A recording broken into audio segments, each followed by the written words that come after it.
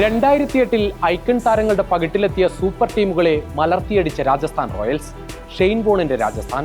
പിന്നീട് ഒരിക്കലും കിരീടം കയ്യിലെത്തിയിട്ടില്ലെങ്കിലും മലയാളി ആരാധകർക്ക് എന്നും പ്രിയപ്പെട്ട സംഘമാണ് റോയൽസ്. സഞ്ജു സാംസൺ തന്നെ അതിന് കാരണം. സഞ്ജു ടീം വിട്ടതോടെ പുതിയ മുഖം തേടുകയാണ് രാജസ്ഥാൻ റോയൽസ്. ആര് നയിക്കും രാജസ്ഥാനെ? താരലേലത്തിനൊരുങ്ങുമ്പോഴും ഉത്തരമായിട്ടില്ല. സഞ്ജുവിന് പകരം രവീന്ദ്ര ജഡേജ, സാം കറൻ എന്നിവരെ എത്തിക്കാനായത് വലിയ നേട്ടം. പക്ഷേ നായകസ്ഥാനം പ്രഖ്യാപിച്ചിട്ടില്ല. ജഡേജയ്ക്ക് നായകന്റെ നറുക്കു വീഴുമോ, അതോ കഴിഞ്ഞ സീസണിൽ സഞ്ജുവിന്റെ അഭാവത്തിൽ ക്യാപ്റ്റനായ റിയാൻ പരാഗിനെ ഉത്തരവാദിത്തം ഏൽപ്പിക്കുമോ? യശസ്വി ജയ്സ്വാളിൽ ഭാവി നായകനെ തേടുന്നെങ്കിൽ അങ്ങനെയുമാകാം.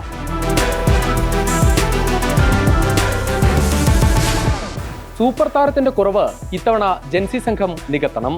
കഴിഞ്ഞ സീസണിൽ സഞ്ജു സാംസണിന് പരിക്കേറ്റപ്പോൾ അരങ്ങേറിയ 13-കാരൻ വൈഭവ് സൂര്യവംശി പ്രായം കൊണ്ട് മാത്രമല്ല പ്രതിഭ കൊണ്ടും വിസ്മയിപ്പിക്കുകയാണ്. കഴിഞ്ഞ സീസണിൽ IPL-ൽ സെഞ്ചുറി നേടിയ വൈഭവ് ഇന്ത്യൻ അണ്ടർ-19 ടീമിനായും കാഴ്ചവെക്കുന്നത് മിന്നും പ്രകടനം. വൈഭവിന്റെ ശരിയായ വൈഭവം ഇനി കാണാൻ പോകുന്നതേയുള്ളൂ.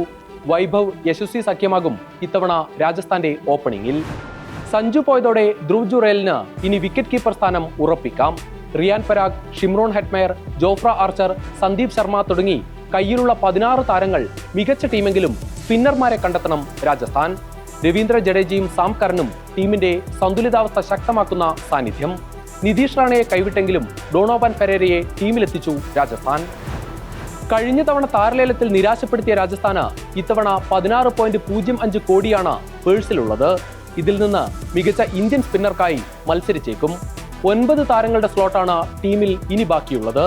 ശ്രീലങ്കൻ സ്പിന്നർമാരായ വാനന്ദു ഹസരംഗ, മഹീഷ് ദീക്ഷണ എന്നിവരെ കൈവിട്ട രാജസ്ഥാന് ബൗളിംഗ് ഡിപ്പാർട്ട്മെന്റിൽ കൂടുതൽ ശ്രദ്ധ കേന്ദ്രീകരിക്കേണ്ടി വരും. കുമാർ സംഗക്കാര വീണ്ടും പരിശീലകനായി ചുമതലയേറ്റ് കഴിഞ്ഞു. സംഗക്കാരയ്ക്ക് കീഴിൽ 2022 ഫൈനലും 2024 പ്ലേ ഓഫും കളിച്ചിട്ടുണ്ട് രാജസ്ഥാൻ. മിനി താരലേലത്തിൽ വൻ സാന്നിധ്യമാകില്ലെങ്കിലും ചില പ്രധാന താരങ്ങളെ ഒപ്പമെത്തിക്കാമെന്ന പ്രതീക്ഷയിൽ തന്നെയാണ് റോയൽസ്.